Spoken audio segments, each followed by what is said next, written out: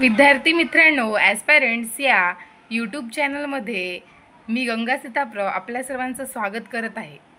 आपण या सिरीजच्या पहिल्या भागामध्ये 5वी इतिहासचा स्टेट बोर्डमधील काही भाग बघितला होता। आता राष्ट्रीय सभेपर्यंत आपण आलो होतो। आता आपल्याला समोरचा भाग बघायचा आहे, बंगालची फाळणी। 1905 लॉर्ड कर्झनने बंगालची फाळणी केली। बंगाल प्रांताचा विस्तार मोठा असल्याने प्रशासकीय सोयीसाठी फाळणी केल्याचे कारण देण्यात आले, परंतु त्यामागचा खरा हेतू काय होता की हिंदू व मुस्लिम समाजात फूट पाडून राष्ट्रीय चळवळ कमकुवत करणे। कारण त्यांचं जे काही ब्रिटिशांची ही चालच होती की फोडा आणि राज्य करा, कारण त्यांना माहिती होतं की इथले जे भारतीय आहेत ते खूप साऱ्या जातींमध्ये धर्मामध्ये विभागलेले आहेत। मग त्यांच्यामध्ये जर फूट पाडायची असेल, त्यांचा एकोपा जर भंग करायचा असेल, तर त्यांच्यामध्ये जातीयतेच्या नावावरून किंवा त्यांच्या धर्माच्या नावावरून आपण फूट पाडू शकतो। म्हणून त्यांनी हिंदू व मुस्लिम समाजात फूट पाडून राष्ट्रीय चळवळ कमकुवत करणे हा त्यांचा मागचा मुख्य हेतू होता। मुस्लिम बहुसंख्या असलेला पूर्व बंगाल आणि हिंदू बहुसंख्या असलेला बिहार व ओरिसा मिळून बनलेला पश्चिम बंगाल असे दोन प्रांत निर्माण करण्यात आले। आणि कारण काय सांगितलं की आम्ही प्रशासकीय सोयीसाठी हा विभाग काय करत आहोत, पाडत आहोत। समोर बघायचं आपल्याला वंगभंग आंदोलन। बंगालच्या फाळणीविरुद्ध झालेले आंदोलन याचे नेतृत्व सुरेंद्रनाथ बॅनर्जी यांनी केले। वंगभंग चळवळीचे वंदे मातरम हे आंदोलकांचे घोषवाक्य होते। दादाभाई नौरोजींनी अखंड चळवळ करा असा संदेश दिला। अखंड चळवळ करा हा संदेश कोणी दिलाय? दादाभाई नौरोजी। राष्ट्रीय सभेने स्वराज्य, स्वदेशी, बहिष्कार आणि राष्ट्रीय शिक्षण असा चतुर्सूत्री कार्यक्रम जाहीर केला। चळवळीला दडपवण्यासाठी सरकारने फोडा आणि राज्य करा या नीतीचा अवलंब केला। यातूनच 1906 ला मुस्लिम लीगची स्थापना झाली। 1908 मध्ये लोकमान्यांना तुरुंगात टाकले आणि 1911 सरकारने बंगालची फाळणी रद्द केली। फाळणी तर केली, पण 1911 ला सरकारने बंगालची फाळणी रद्द केली। होम रूल चळवळ। डॉक्टर ॲनी बेझंट या आयरिश विदुषीने भारतीयांना स्वराज्याचा अधिकार मिळावा अशी मागणी केली। त्यांनी चेन्नई येथे होम रूल लीगची म्हणजेच स्वराज्य संघाची स्थापना केली आणि लोकमान्य टिळकांनी महाराष्ट्रात स्वराज्य संघाची स्थापना केली। म्हणजेच काय, ते जे काही ॲनी बेझंट ज्या होत्या ते काय करू लागले, चेन्नईमधून होम रूल लीगची चळवळ म्हणजे स्वराज्याची चळवळ त्यांनी सुरू ठेवली आणि लोकमान्य टिळकांनी स्वराज्य संघाची स्थापना करून महाराष्ट्रामध्ये ही चळवळ, होम रूल चळवळ चालू ठेवली। राष्ट्रीय सभेने 1916 साली लखनौ येथे भरलेल्या अधिवेशनात स्वराज्याची मागणी केली। 1919 साली सरकारने सुधारणा कायदा मंजूर केली। सत्याग्रहाचा नवा मार्ग। सत्याग्रह जुलमाचा अहिंसक मार्गाने केलेला प्रतिकार। अन्याय करणाऱ्या व्यक्तीचे मतपरिवर्तन करणे यावर सत्याग्रहाचा भर होता। सत्याग्रहाच्या मार्गाने गांधीजींनी आफ्रिकेतील लोकांना न्याय मिळवून दिला। 1915 गांधीजी भारतात परतले। त्यांनी बिहारमधील चंपारण्यातील शेतकऱ्यांना ब्रिटिशांच्या त्रासातून मुक्त केले। नीळ पिकवण्याची सक्ती करण्यात येत होती आणि तिथल्या शेतकऱ्यांची परिस्थिती अत्यंत हलाखीची होती। गुजरातमधील खेडा जिल्ह्यात दुष्काळ पडला तरीही सरकार शेतसारा सक्तीने वसूल करत होते। गांधीजींच्या प्रोत्साहनाने शेतकऱ्यांनी अन्यायाविरुद्ध सत्याग्रहाच्या मार्गाने लढा चालवला। शेतसारा माफ झाला। आता बघायचं आपल्याला रौलट कायदा। रौलट कायदा हे अत्यंत काय होता, जुलमी प्रकारचा कायदा होता। भारतीयांना दडपून टाकण्यासाठी हा कायदा करण्यात आला। या कायद्याने सरकारला चौकशीशिवाय कोणालाही कारागृहात अटक करण्याचा अधिकार देण्यात आला। जालियनवाला बाग हत्याकांड ही खूप अत्यंत दुःखद अशी घटना आहे। अमृतसर येथे हडताळ केल्यामुळे डॉक्टर सत्यपाल आणि डॉक्टर सैफुद्दीन किचलू या दोन नेत्यांना सरकारने हद्दपार केले। या हद्दपारीच्या निषेधार्थ अमृतसर येथे जालियनवाला बागेत एक मोठी सभा भरली होती। जनरल डायरने सैन्याला गोळीबार करण्याचा आदेश दिला। या 400 पेक्षा जास्त लोक ठार झाले आणि हजारो जखमी झाले। या अत्याचाराचा निषेध म्हणून रवींद्रनाथ टागोरांनी ब्रिटिशांनी दिलेल्या सर या बहुमानाचा काय केला, त्याग केला। खिलाफत चळवळ। तुर्कस्तानच्या सुलतानास खलिफा म्हणतात. जगातील सर्व मुस्लिम त्याला धर्मप्रमुख मानत. भारतीय मुस्लिमांचे युद्धात सहकार्य मिळण्यासाठी खलिफाच्या सत्तेला धक्का लागणार नाही असे ब्रिटिशांनी भारतीय मुस्लिमांना आश्वासन दिले. पण युद्ध संपताच त्यांनी तुर्की साम्राज्याचे तुकडे केले आणि काही भाग स्वतःच्या ताब्यात घेतला. इंग्रजांच्या विरोधात खलिफाला पाठिंबा देण्यासाठी जी चळवळ सुरू केली तिला खिलाफत चळवळ असे म्हणतात. आता बघायचं आपल्याला असहकार चळवळ. ब्रिटिशांनी असहकार केला तर ब्रिटिश एक दिवसही राज्यकारभार चालवू शकणार नाहीत असे गांधीजींचे मत होते.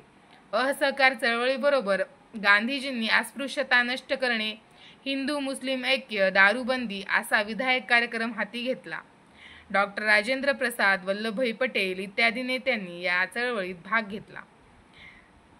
उत्तर प्रदेशातील चौरी चौरा येथे सत्याग्रहींनी काढलेल्या शांततापूर्ण मिरवणुकीवर पोलिसांनी लाठी हल्ला केला. म्हणून चिडून आंदोलकांनी पोलीस चौकीला आग लावली आणि अशा प्रकारच्या अहिंसक जी काही चळवळ होती, असहकार चळवळ, ती अहिंसक मार्गाने करायची होती. पण त्या सत्याग्रहाला हिंसक वळण लागले आणि सत्याग्रहाला हिंसक वळण लागल्याने महात्मा गांधीजींनी ही चळवळ बंद केली. मोतीलाल नेहरू, चित्तरंजन दास यांनी स्वराज्य पक्ष स्थापन केला. Simon commission. Sir John Simon हे या समितीचे अध्यक्ष होते, म्हणून या समितीला सायमन कमिशन म्हणतात. या समितीत एकही भारतीय प्रतिनिधी नव्हता, त्यामुळे राष्ट्रीय सभेने सायमन कमिशनवर बहिष्कार टाकला. सायमन परत जा, सायमन गो बॅक अशा घोषणा देण्यात आल्या. लाहोर येथे झालेल्या निदर्शनात लाला लजपतराय हे पोलिसांनी केलेल्या लाठी हल्ल्यात जखमी झाले. लाला लजपतराय हे एक अत्यंत निष्णांत वकील होते. ते वंदे मातरम व पंजाबी या दैनिकांतून लेखन करत. त्यांनी पीपल नावाचे इंग्रजी साप्ताहिक सुरू केले. साप्ताहिक कोणतं होतं त्यांचं इंग्रजी? पीपल. यंग इंडिया, महान अशोक, छत्रपती शिवाजी ही पुस्तकांचे लेखन लाला लजपतराय यांनी केले होते. बघा, लाला लजपतराय यांच्या लेखन संपदेविषयी आपल्याला प्रश्न येऊ शकतो. वंदे मातरम पंजाबी हे दैनिक, पीपल नावाचे इंग्रजीतील मासिक, यंग इंडिया, महान अशोक, छत्रपती शिवाजी असे प्रकारची पुस्तके. लाहोर अधिवेशन. 1929 मध्ये राष्ट्रीय सभेचे लाहोर येथे अधिवेशन भरले. अधिवेशनाचे अध्यक्ष पंडित नेहरू. या अधिवेशनात संपूर्ण स्वातंत्र्याचा ठराव संमत करण्यात आला. 26 जानेवारी 1930 जनतेने स्वातंत्र्याची शपथ घेतली. सविनय कायदेभंगाचा ठराव मंजूर करण्यात आला. सविनय कायदेभंग. पूर्वसूचना देऊन जुलमी कायदे मोडणे व प्रतिकार न करता दिली जाणारी शिक्षा सहन करणे. 12 मार्च 1930 गांधीजी आपल्या सहकाऱ्यांसह साबरमती, गुजरातमधील ठिकाण आहे, या आश्रमातून दांडी येथील समुद्र किनाऱ्याकडे पायी निघाले. साबरमती ते दांडी अंतर 385 किलोमीटर. गांधीजी दांडी येथे 5 एप्रिलला पोहोचले. त्यांनी मीठ उचलून कायदा मोडला. गुजरातमधील धारासना येथील मिठाच्या सत्याग्रहाचे नेतृत्व सरोजिनी नायडू यांनी केले. हातात तिरंगा घेऊन मुंबई येथील गिरणी कामगार बाबू गेनू याने परदेशी कापड वाहून येणाऱ्या ट्रक समोर आडवे पडून देशासाठी बलिदान केले. वायव्य सरहद्द प्रांतात खान अब्दुल गफार खान यांच्या नेतृत्वाखाली सविनय कायदेभंग चळवळ झाली. सोलापूर येथे भाग घेतलेल्या मलाप्पा धनशेट्टी, श्रीकृष्ण सारडा, कुर्बान हुसेन, जगन्नाथ शिंदे यांना फाशी देण्यात आली. बघा, इथे जे काही आपण बघत आहोत तर सोलापूर येथे जर भाग घेतले ज्यांनी याच्यामध्ये, तर यांच्याविषयी आपल्याला काय येऊ शकतो? सविनय कायदेभंगामध्ये सहभागी घेणारे जे नेते आहेत त्यांच्याविषयी आपल्याला प्रश्न विचारला जाऊ शकतो. तर आपल्याला ही नावं माहिती पाहिजेत. मलाप्पा धनशेट्टी, श्रीकृष्ण सारडा, कुर्बान हुसेन, जगन्नाथ शिंदे यांनी सोलापूरमध्ये या सविनय कायदेभंगामध्ये भाग घेतला होता. या चळवळीत स्त्रिया, शेतकरी, आदिवासी, दलित यांचाही सहभाग होता. गोलमेज परिषद. गोलमेज परिषद भारताला राजकीय सुधारणा देण्याचा आराखडा तयार करण्यासाठी लंडन येथे 3 गोलमेज परिषदा झाल्या. या तिन्ही परिषदांना डॉक्टर बाबासाहेब आंबेडकर उपस्थित होते. आपल्याला प्रश्न विचारला जातो की लंडन येथे झालेल्या गोलमेज परिषदांच्या तिन्ही परिषदांमध्ये उपस्थित कोण होते? तर कोण? डॉक्टर बाबासाहेब आंबेडकर. पहिल्या परिषदेत राष्ट्रीय सभेचा सहभाग नव्हता, तथापि याच परिषदेत डॉक्टर बाबासाहेब आंबेडकर यांनी ब्रिटिश सरकारकडे भारतासाठी लोकशाही राज्याची मागणी केली. तसेच त्यांनी दलित स्वतंत्र मतदारसंघाची मागणी केली. दुसऱ्या परिषदेत गांधीजी राष्ट्रीय सभेचे प्रतिनिधी म्हणून हजर राहिले. तेथे त्यांनी स्वातंत्र्याची मागणी केली, पण ती मान्य झाली नाही. तिसऱ्या परिषदेला राष्ट्रीय सभेचा एकही प्रतिनिधी उपस्थित राहिला नाही. या परिषदेत इंग्लंडचे प्रधानमंत्री रॅमसे मॅकडोनाल्ड यांनी जातीय निवडा घोषित केला.